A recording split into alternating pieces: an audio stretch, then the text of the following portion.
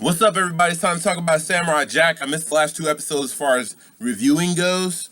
Um, these last two episodes are pretty epic. The last one was really good at using parallelism, and in this one, it didn't really do much so parallelism. It did more so of showing a realistic depiction of how wounds heal and Jack's healing process within himself and coming to terms with who he is as a samurai because samurai freaking kill people.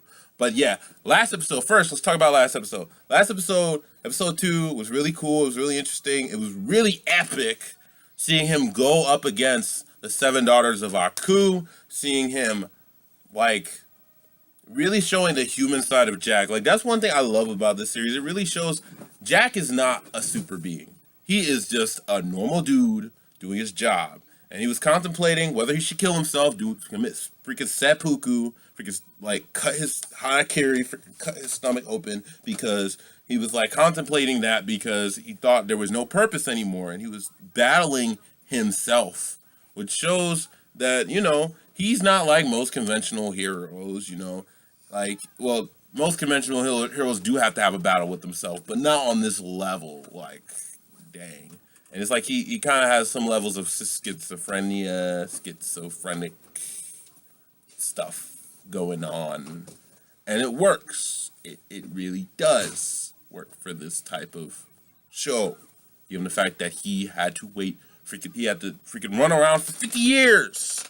50 freaking years doing his thing and not actually being able to go back home and just live his life and just be, good old Samurai Jack living with his freaking dad and his mom, eventually get married and have little Jack babies, He didn't have that luxury, He couldn't just go back, because all these freaking time porters were destroyed and then all this crap happens. And it was so epic seeing Aku come back. I was so happy to see Aku. It was cool seeing the parallelism between Aku and freaking Jack. It was really cool. Once again, I'll say this again. My point still stands.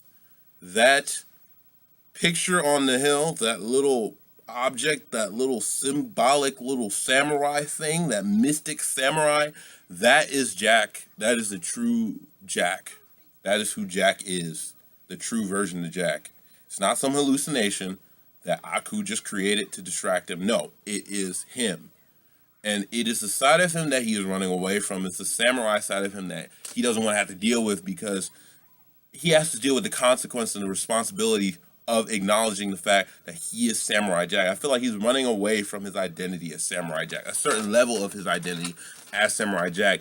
And dealing with I thought it was really interesting how they kept the whole episode of episode 2 cinematically interesting by switching from the wolf into Jack. Like they switch back and forth to keep, a central interest, and it kept things from being stale. Even though this could never be stale, I don't really imagine this being stale. It's kind of like Netero versus the Meruem fight, the way they kind of switched up styles, the way they went into like the way they use still frame in this episode, and they didn't really use still frames, but I thought there was a lot of symbolism and the fact that it was just really suspenseful. You could just really feel like each and every moment as Jack was fighting these people with the different art styles they used. I thought it was interesting that they used the black and white inside of the dark to show like as he made every single attack, it would like light up the dark and everything. And I thought it was just there's a lot of just so much stuff put into this episode. And I literally thought last week I didn't think Jack was gonna die, but I thought he was on the brink of death. Like he was. All that blood that came out of him from that knife wound, and the fact that they actually, like, everybody can admit this, like, they felt when he killed that daughter. Like, they felt that. Like, when that daughter's throat got slit, everybody was like, oh my God. Like, everybody, like, I was watching this with my little brothers, and, like, I was like, we're just watching Samurai Jack, I knew it was getting a lot more serious, but I didn't know it was going to go that far. Like, I didn't know. But then, like, that happened, I was like, oh, shoot. I mean, I've seen a ton of messed up stuff. You know, I've read Berserk, I've read Parasite, you know, I've read Gantz, you know, freaking Wolfmund. Like this stuff shouldn't bother me because all those stuff is completely like like full of violence and stuff like that. But the reason why this has more of an impact is because you weren't expecting it. It came out of no. I mean, you were expecting it, but because your mind is so used to Samurai Jack being a cartoon for kids, once this kind of stuff happens, especially if you're a big fan of Samurai Jack, once this stuff happens, it's gonna shock you, regardless of how much you're used to violence. It's gonna shock you. Um, Now we're gonna talk about episode 3. I personally, I love every single episode of Samurai Jack. I really can't judge one over the other. This episode was really interesting because it kind of felt like Samurai Jack, before he finds his sword, he has to identify with himself. He has to re-acknowledge who he is as a person. I thought it was interesting seeing his natural process of healing a wound. That is something that's not normally prevalent within a lot of different media. In a lot of different media, like someone will get injured and then be fine the next day, especially in anime. In some cartoons, like you'll get really, really messed up. Like you'll get cut, your arm will get severed or something, and you'll be back to normal. You know, there's no natural healing process. The only other thing I've ever seen that was probably with Princess Mononoke with Ashitaka after Ashitaka got shot. He had an adrenaline rush that kept him moving, just like freaking Samurai Jack did in episode 2 after he got stabbed. But afterwards, Ashitaka needed time to heal, just like Samurai Jack needed time to heal. And I thought it was interesting showing the relationship that was built between Jack and the wolf. There are definitely a lot of parallels between Samurai Jack and Lone Wolf and Cub. As I stated before, Samurai Jack definitely takes a lot of elements from Goseki and Kojima and Kazuo Koike's work. I have Lone Wolf and Cub back there. I thought it was really cool seeing as his wounds were healing, his consciousness and his self-awareness and his sense of identity was healing at the same time. Like we saw, like the whole situation involving his father and seeing how, like, samurais kill people. Like, Samurai Jack was so used to killing robots, and then he finally killed a human being. And that weighed on his consciousness, but he had to get over it due to the fact that samurais kill people. His father killed people. When you're defending yourself, you have to acknowledge the fact that there's some equivalent exchange. Your life's going to come at a cost. If you're in a situation where you're in a fight with somebody, that's going to come at a cost. You either are going to have to injure that person, or going to have to kill them. It's just the way it is. Especially when people are trying to threaten your life. And I thought it was interesting when he said, I'm giving you a last chance. You know, you could leave with your life, or you can continue to try to fight me and just get your butt whipped and get killed. And I thought I felt like he gave, because of the he was using his father as a reference, which this shows something that's very important, like very, very important, very, very important, that I feel like a lot of people don't acknowledge and don't want to have to deal with, is the influence that your own family has on your development as a person. I thought that was extremely, extremely integral in this episode, and I thought it really, really ties in and really, really works, because it shows that how, like, when you have a positive relationship with your father, like Samurai Jack had a positive relationship with his father. His father was an honorable man who acknowledges that his lifestyle is wrapped with bloodshed, acknowledges the fact that he's gonna have for him to live his lifestyle is gonna come at a cost, and taught Samurai Jack that life is sacred, but when you have to take a life, it is necessary. And like a lot of people think that they're just completely original and unique as a person. When I don't 100% believe that. I believe that you are just a unique combination of different information that has already existed within the spectrum of, you know, consciousness and information. Like Samurai Jack, he's not that at all original of a person.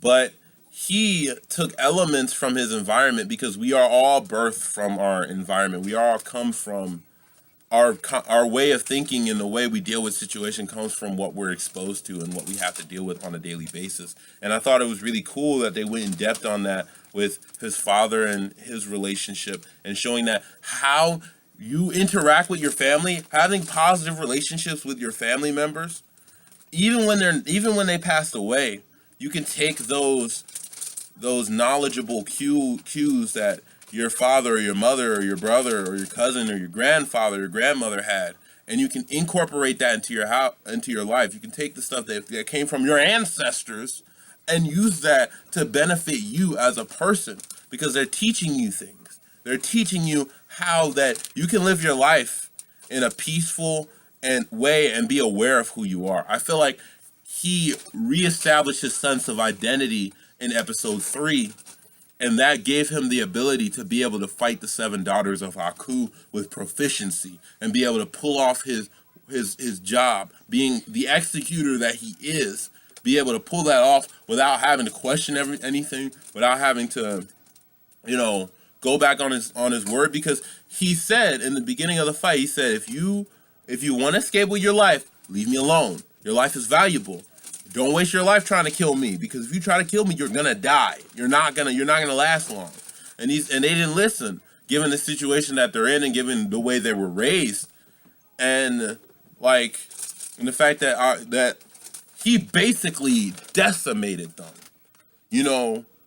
And another thing that this shows is that when you have a sense of self, when you have a clear sense of identity that comes from who you are as a person, where you came from, and being aware of all of that, it really shows that at the end of the day, you'll have strength as a person. And that's what Samurai Jack had. And that what gave him the ability to execute what he needed to execute in this episode. And I thought that was some great characterization, character development on Jack's part. And I feel like a lot of people don't think on that level. The importance of family and interactions with your family, and the importance of ancestors and stuff like that. But yeah, that was really interesting. I thought, yeah, rebuilding his identity. I already said that. Overall, this episode was just epic.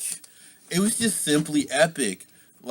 It was more than just, I saw it more than just, the blood. I wasn't really paying too much attention to the blood, because the blood and all that stuff and all the violence signified something. It signified something. So yeah, overall, Samurai Jack, the last 2 episodes have been just epic. I'm looking forward to the next one. It was freaking hilarious. Last weekend when April Fool's happened, and we had the whole Rick and Morty replacing Samurai Jack. And I didn't watch the episode, but I need to watch it because I love Rick and Morty. That's like one of the funniest shows on television to me. That's like, Rick and Morty is gold. It is gold. It is literally, it is the Bible. I'm joking. I'm joking.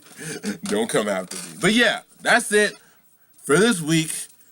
I know you guys, whoever saw the episode, give me your thoughts on the Samurai Jack episode. I love the art direction, love the animation. Give me your thoughts on the importance of family and ancestors, and how that impacts you as a human being, because I feel like too many people ignore the impact that your family and stuff like that has on you as an individual, and how positive relationships can actually benefit you. Positive family relationships can actually benefit you as a person, and help you have a stronger sense of self.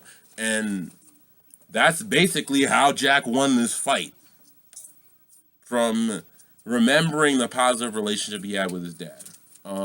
That's it for this week. Well, that's it for this video. You guys have an awesome day, and peace out.